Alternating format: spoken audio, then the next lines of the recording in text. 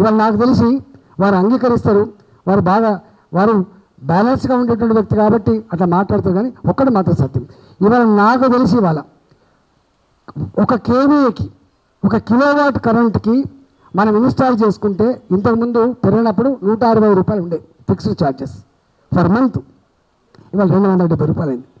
నాకు తెలిసి ఇది 4700 మెగావాట్లో ఒక గోదావరి మీద చెప్తున్నాను, 4762 మెగావాట్లో లేకపోతే ఒక 5000 మెగావాట్లో ఉంటే 5000 మెగావాట్ల కరెంటు ఇన్స్టాల్ చేసుకున్న తర్వాత నువ్వు వాడతావా లేదా సంబంధం లేదు. కరెంట్ డిపార్ట్మెంట్ మాత్రం ఒక 1500 కోట్లు 1600 కోట్లు సంవత్సరానికి ఫిక్స్డ్ ఛార్జ్ కట్టాలి. అవి ఇవాళ మన కరెంటు బిల్లు చూసిన మొత్తం ఇప్పటి వరకు 2020 నుంచి 2022 వరకు మొత్తం ఎత్తిపోసిన నీళ్లు 139 టీఎంసీలు అని చెప్తాను. 139 టీఎంసీల నీళ్లు ఎత్తిపోస్తే వచ్చిన కరెంటు బిల్లు 3080 కోట్ల రూపాయలు.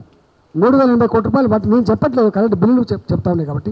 అంటే దాన్ని కనుక మనం డివైడ్ చేసుకుంటే 27,000 రూపాయలు, 27,000 రూపాయలు ఒక ఎకరానికి మనం పారిస్తాం. అంటే ఒక టీఎంసీ ఆఫ్ వాటర్ తెలంగాణలో 10,000 ఎకరాలకు పారించుకున్నా కూడా, జనరల్గా ఆంధ్ర ప్రాంతంలో అయితే 4,000 ఎకరాలు 5,000 ఎకరాలు వాళ్ళు చేసుకుంటారు. తెలంగాణ ప్రాంతంలో ఒక టీఎంసీ ఆఫ్ వాటర్ని మనం 10,000 ఎకరాలకు పారించుకున్నా కూడా ఒక ఎకరానికి మిడిమానేరు వరకే లెక్క చెప్తున్నాను, కొండపోచం వరకు లెక్క చెప్పట్లేదు. మిడిమానేరు వరకే 27,000 రూపాయలు ఖర్చు అవుతున్నట్టుగా వాళ్ళు చెప్తా ఉన్నారు. ఒకవైపు ఫిక్స్డ్ ఛార్జెస్, ఇంకోవైపు 27,000 రూపాయలు కరెంటు బిల్లు ఛార్జెస్. నిజంగా చెప్పాలంటే మొత్తం ఎత్తిపోతల మీదనే పారించుకునే పరిస్థితి కనుక వస్తే నీ మొత్తం పండే పంట కంటే కూడా వచ్చే కరెంటు బిల్లులు మేనేజ్మెంట్ ఎక్కువైనటువంటి ఆస్కారం ఉండదు. ఇది నాకు తెలిసి నేను అనుకున్నాను, ఎప్పుడైనా పంటలు పండించుకునే క్రమంలో ఎప్పుడైనా 2 పంటలకు నీళ్ళు అందకపోతే పారించుకునే సందర్భం కావచ్చు, లేకపోతే మనకు వర్షాలు పడి మా చెర్లల్లో బోర్లలో బావులలో నీళ్ళు ఉన్నప్పుడు మనకు అడిషనల్గా పారించుకునే పనికి వస్తుంది. కానీ మొత్తం దీని మీదనే ఒక కాళేశ్వరం మాత్రమే శ్రీరామ రక్ష. ఇక మీకు బోర్ లెక్కలేదు, మీకు బావి లెక్కలేదు, మీకు చెర్లు లెక్కలేదు, మీకు కుంట లెక్కలేదు, మీకు వాగు లెక్కలేదు, మీకు వర్షాలు లెక్కలేదు. మొత్తం మీకు ఇక్కడ మొత్తమే ప్రజలున్నా కూడా పారించుకున్నటువంటి ఆర్గ్యుమెంట్ ఏదో అది శుద్ధ తప్పు, 100% తప్పు. అది సాధ్యమేది కాదు, ఎక్కడ కూడా సాధ్యమేది కాదు. మనకు మంచి ఈ మధ్యకాలంలో తెలంగాణ వచ్చిన తర్వాత మనకు వరుణుడు కరుణించి మంచి వర్షాలు పడడం వల్ల మనం దీని నుంచి బయటపడడం. కానీ నిజంగానే కనుక వర్షాలు పడక అన్నాడు 2000, 2001, 2002, 2003 అప్పట్లో కనుక 3 సంవత్సరాలు 4 సంవత్సరాల కరువు. కానీ 69, 60, 70, 71, 72 వరకు అప్పుడున్న కరువు. కరువు కనుక వస్తే గీస్తే ఇవాళ ఈ కాళేశ్వరం ప్రాజెక్టు కూడా ఉన్న ఎస్ఆర్ఎస్పి కింద 14,40,000 ఎకరాల ఆయకట్టు అయితే ఉండదో గది కూడా పారించే సత్తా ఉండదు అంటున్నాను నేను. గది కూడా పారించే సత్తా ఉండదు. ఇవాళ వీళ్ళు చెప్తున్నట్టుగా 1 కోటి ఎకరాలమ్మా కానీ ఇది అంటున్నారు. కానీ ఎస్ఆర్ఎస్పి కింద ఎస్ఆర్ఎస్పి పునరుజ్జీవన ప్రాజెక్టు కలుపుకుంటే ఫస్ట్ ఫేజ్ సెకండ్ ఫేజ్ కింద కలుపుకుంటే మొత్తం దాని కింద ఉన్న ఆయకట్టు 14,40,000 ఎకరాలు. ఏనాడు కూడా 9 లక్షల ఎకరాలు 10 లక్షల ఎకరాల కంటే దాటలేదు.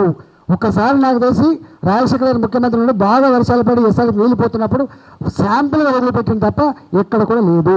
మనం చూసినాం సూర్యాపేట కావచ్చు, మహబాద్ కావచ్చు, నరసంపేట కావచ్చు, అలాంటి పంట కాలంలో చెట్లు మలిసిన తప్ప నీళ్ళు ఎప్పుడు పారలేదు. ఇవాళ ఈ కాళేశ్వరం ప్రాజెక్టు వచ్చిన తర్వాత ఆ 4-5 లక్షల ఎకరాలు అయితే పారకుండా మిగిలిపోయిందో అది పారినమాట వాస్తవం. ఇవాళ రెండవది వీళ్ళు ఎంత అన్యాయం అంటే, మనకు ఎల్లంపల్లి ప్రాజెక్టు నేను ఎమ్మెల్యే ఉన్నప్పుడు 2 సంవత్సరాలు పూర్తి చేసే ప్రాజెక్టులు, 5 సంవత్సరాలు పూర్తి చేసే ప్రాజెక్టులు. సరే ఆనాడు కూడా ప్రాజెక్టులు కొంత డిలే అవుతుంది కాబట్టి అనేక రకాల కారణాలు ఉంటాయి కాబట్టి దాని జోలికి పోను. ఎక్కడ కూడా 2 సంవత్సరాలు కట్టాల్సిన ప్రాజెక్టులు పూర్తి కాలేదు, 5 నెలలు కూడా కట్టాల్సిన ప్రాజెక్టు పూర్తి కాలేదు. కానీ నిర్దేశించబడి ఆయకట్టు ఉంటుంది. ఎల్లంపల్లి ప్రాజెక్టు కింద 2 లక్షల ఎకరాల భూమి, 2 లక్షల ఎకరాల పంటలు పండుతాయని చెప్పి నిర్దేశించారు. మిడిమానేరు కింద ఎత్తిపోతలు ఉన్నప్పటికీ కూడా 2 లక్షల ఎకరాలని చెప్పి ప్లాన్ చేశారు. అంటే ఆ 2 + 2 4 లక్షల ఎకరాలు. ఇవాళ గతంలో ఉన్న ఎస్ఆర్ఎస్పి ఆయకట్టు స్థిరీకరించబడ్డ తర్వాత ఆ 4 లక్షల ఎకరాలు కనుక తీసేసిన తర్వాత నిజంగానే ఇంకా ఒక 18 లక్షల ఎకరాలు పారేటువంటి ఆస్కారం అయితే లేదు. 18 లక్షల ఎకరాలు పారే ఆస్కారం లేదు. వీళ్ళు చెప్తుందో మొత్తం లక్షల ఎకరాలు. ఇవాళ నాకు గమ్మతైన విషయం ఏంటంటే, కొండపోచమ్మ సాగర్లో పోయిన తర్వాత లేదా మల్లన్న సాగర్ పోయిన తర్వాత మళ్ళీ మేము మంజిరా నదికి తరలించేసి అక్కడ ఉన్నటువంటి ప్రాజెక్టులు కూడా నింపుకుంటామనేటువంటి పద్ధతి ఉందో నాకు తెలిసి ఒక మిడిమానేరుకి వస్తున్న 27,000 రూపాయలు ఖర్చు అయితే కొండపోచమ్మ సాగర్ కనుక పోవాలంటే మళ్ళీ ఇంకొక 25,000 ఖర్చు అయ్యే ఆస్కారం ఉంది. ఒక ఎకరం పంట 30,000 రూపాయలు వస్తుంది. ఒక ఎకరం కనుక కరెంటు మీద ఈ ఎత్తిపోతల పాడిస్తే 50,000 రూపాయలు ఇచ్చే ఆస్కారం ఉంటుంది. అది రాష్ట్రం అది ఎవరు కడతారు? ప్రభుత్వం ఆకర్షించి వచ్చే పైసలు. తెలంగాణ ప్రజానీకం రక్తాన్ని చెమటగా మార్చి ప్రతి రూపాయి కడితే ఆ డబ్బు ఇవాళ మనం దీనిపై ఖర్చు పెట్టే ఆస్కారం ఉంటుంది. కాబట్టి కట్టడం 1,00,000 కోట్లు కావచ్చు కాక కానీ దాని రికరింగ్ ఎక్స్పెండిచర్ కానీ దాని కరెంటు బిల్లు కానీ ఇవన్నీ లెక్కలేస్తే నిజంగా కొన్ని బాధాకరమైనటువంటి సంఘటనలు ఉంటాయి. ఏది ఏమైనప్పటికీ కూడా ఇప్పటికైనా ముఖ్యమంత్రి గారు మొత్తం నేనే ఇంజనీర్ అన్నటువంటి దాన్ని ఆ విరమిగకుండా నిష్ఠాతులు ప్రపంచంలో ఇట్లాంటి కడుతున్నప్పుడు ఉన్నటువంటి పరిస్థితులు కానీ ఈ దేశంలో అనేక ప్రాజెక్టు కట్టబడ్డాయి. ఇప్పుడే కొత్తగా ప్రాజెక్టు నారాయణ సార్ కట్టబడ్డది, బ్రహ్మాండ ప్రాజెక్టు, శ్రీశైలం ప్రాజెక్టు కట్టబడ్డది, దేశంలో బాకరంగల్ ప్రాజెక్టు కట్టబడింది. అనేక రాష్ట్రాలలో అనేక నదుల మీద పెద్ద పెద్ద ప్రాజెక్టు కట్టబడ్డాయి. కాబట్టి ఇప్పుడే మనమేదో రీఇన్వెంటెడ్ చేసినట్టుగా, మనమేదో కన్స్ట్రక్షన్ చేసినట్టుగా, మనం మాత్రమే ఇంజనీర్లు అన్నట్టుగా, మనకు మాత్రమే కమిట్మెంట్ ఉన్నట్టుగా చెప్పే పద్ధతి అవుతుందో అది శుద్ధ తప్పు.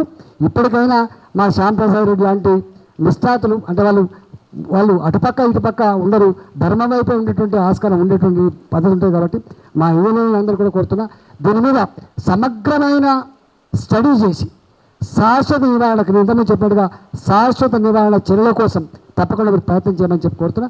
ఈ ప్రభుత్వాలు శాశ్వతం కాదు. నాకు తెలిసి మనం 50 ఏళ్ళ కోసం 100 ఏళ్ళ కోసం రాష్ట్రీయం కాదు. ఈ ప్రభుత్వం ఉంటుంది పోతుంది. కానీ కనీసం మీరు కనుక ఆ సైంటిఫిక్ స్టడీ చేసి కనుక మీరు ఇస్తే రిపోర్ట్స్ ఇస్తే మళ్ళీ వచ్చే వాళ్ళైనా దాన్ని అమలు చేసుకొని ఈ విషాదం నుంచి ఈ బాధ నుంచి బయటపడే ఆస్కారం ఉంటుందని చెప్పి భావిస్తాను. వర్షం పడితే సంతోషించాలి, కానీ ఒకప్పుడు మనం వర్షం పడితే సంతోషపడే రోజు నుంచి వర్షం పడినంటే ఇలా ఏమైతుందో ఒక ఆందోళన అవుతుందో ఆ తెలంగాణ ప్రజానికాన్ని ఆ ఆందోళన నుంచి బయటపడేటువంటి మార్గాన్ని అన్వేషించే సూచించే పద్ధతిలో మీరు పనిచేయాలని చెప్పి మనస్ఫూర్తిగా కోరుకుంటూ భారతీయ జనతా పార్టీ పక్షాన ఈ నిర్వాహకులకు అభినందనలు తెలియజేస్తూ సెలవు తీసుకుంటాం.